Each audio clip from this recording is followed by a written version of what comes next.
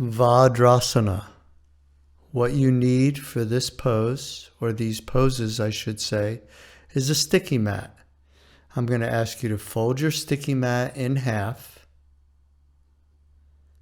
and then sit on it facing the long way. Come down onto your hands and knees. Make sure your feet are on the mat. Make sure your feet are even. Now please lean forward and reach back and grab your toes. Rake all 10 toes forward, then press your heels together and sit up on those heels. Now take a little time to make sure your pinky toes are facing forward too, and place your palms on your thighs. Soften yourself. Relax your face. Soften your arms, your eyes, and allow the weight to fall into your feet. Vajrasana means little thunderbolt, and this can be quite strong in your feet. If it's too much for your feet, you can grab a bolster and put that bolster under your knees so it takes some of the pressure off the feet, and you can gradually lower your knees as your body permits. Stay soft. Now to do the second Vajrasana, you lean forward, you point your toes straight back, press your heels together and sit back on those heels.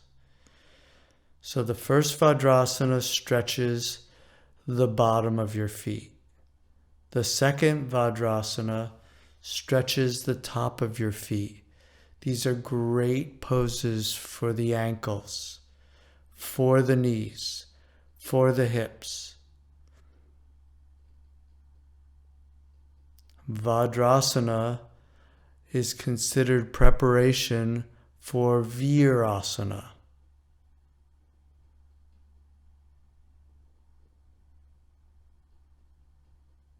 Stay soft in your eyes. Stay released in your lips. And be as still as you possibly can.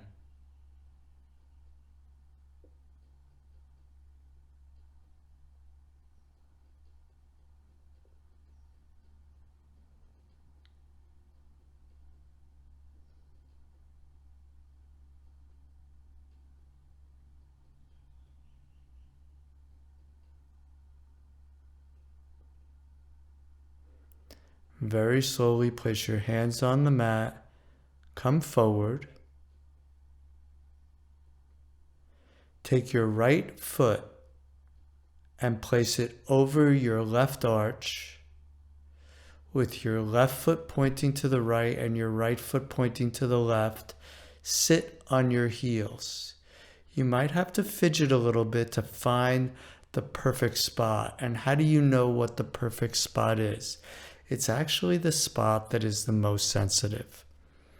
There are organs represented all the way through the bottom of your feet. And where there's a sensitive spot on the bottom of your foot, it's that organ that needs some attention. So use your top foot, now your right foot, to work the bottom of your left foot.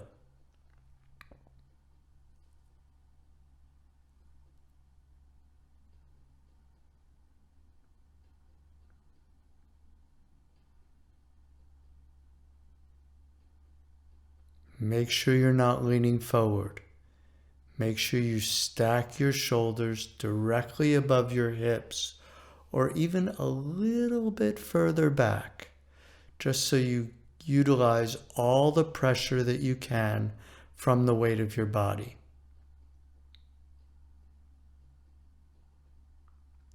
Lean forward and switch sides. This time, place your left foot on top of the right and move your left knee back so that the highest part of the instep is on your right arch.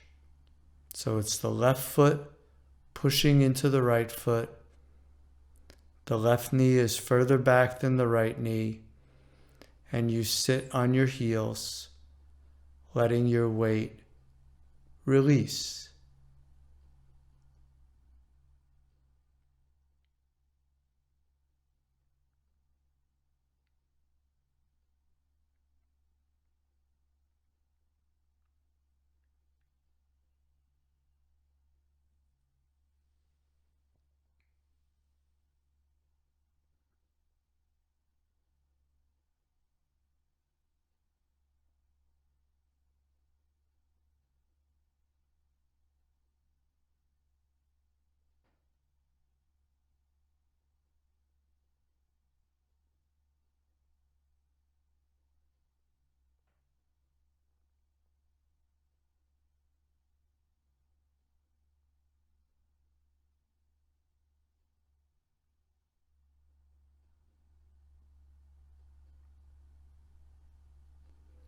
Very slowly, put your hands on the floor, come forward, separate your knees so you can look back at your feet.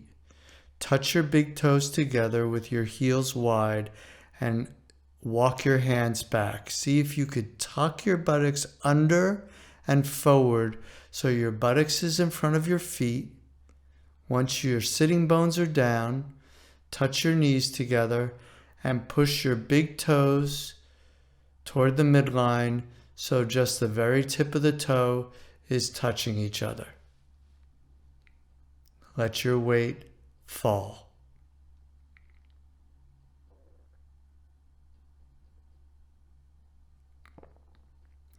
The feet form a type of saddle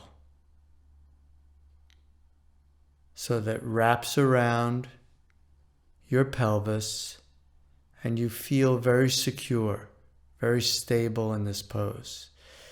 If your knees don't allow you to go down this low, you could place a block underneath your sitting bones, between your feet. You never want to put pressure on your knees from any of these poses.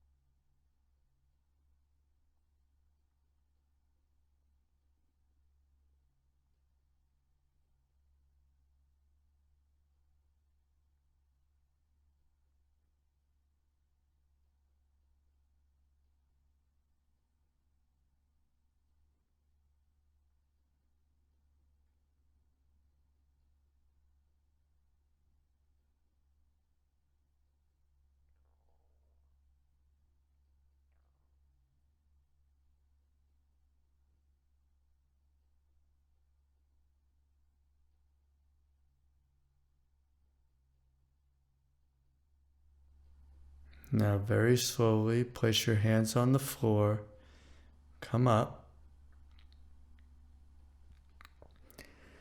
Now this is the hardest of the sequence. You place just behind the toes on the opposite heel.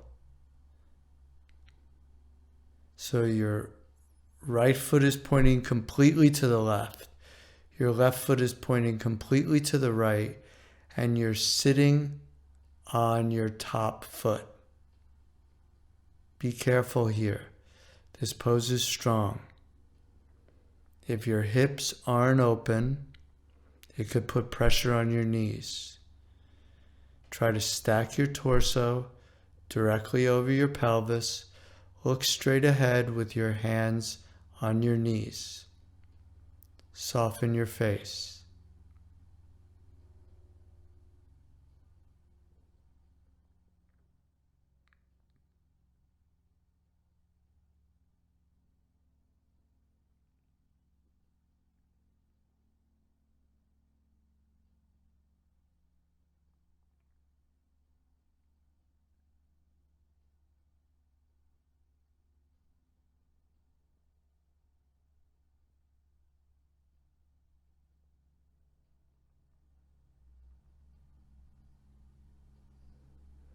Very slowly, take your hands to the floor. Come forward onto your knees once again and switch sides. This time, place your left foot on top of your right and sit on your left foot. The bottom of your feet point toward the ceiling.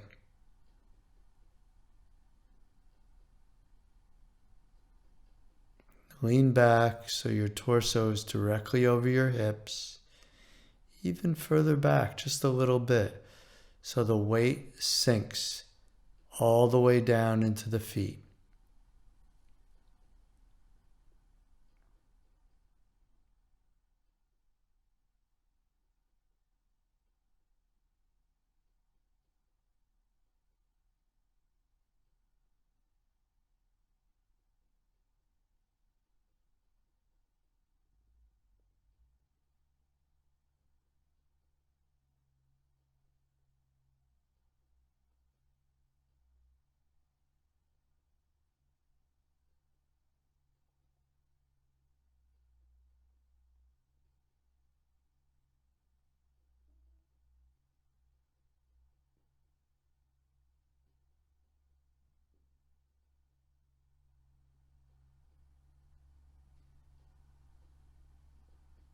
Now moving very slowly, put your hands on the floor, come forward,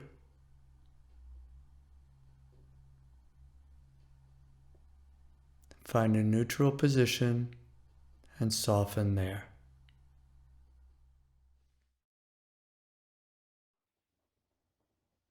Simhasana. For this pose, I'm going to ask you to double your mat.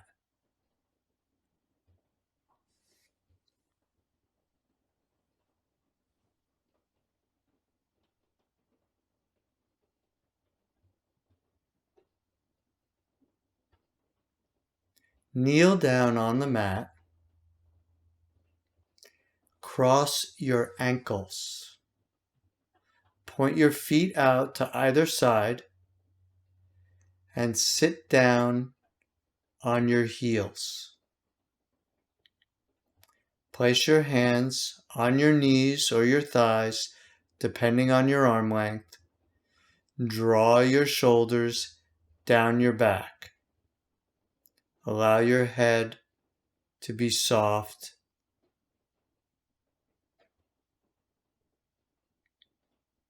Bring your chin down towards your chest by letting your head go. If you want to adjust your feet, release your arms and try to get on the top of your foot, pointing down. With your hands wrapped around your knees, round your back, drop your head, take your navel backward, straight toward the spine, so your chin comes all the way to your chest. Your sternum actually goes toward your pubic bone, and your pubic bone comes forward.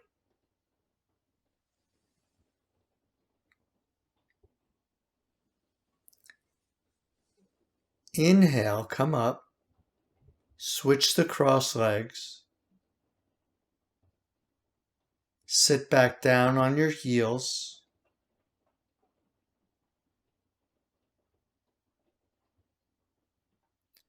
Adjust your feet accordingly so you're on the top of the feet, but your ankles are crossed. Wrap your hands around the front of the knee. Stay there for a moment to adjust. If you need to adjust your feet once again, please do so.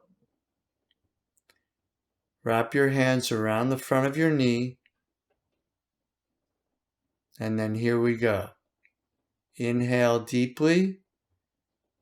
Exhale, allow your back to round. And drop your chin down towards your sternum. Draw your shoulders back. Take your navel in toward the spine and let your weight be heavy.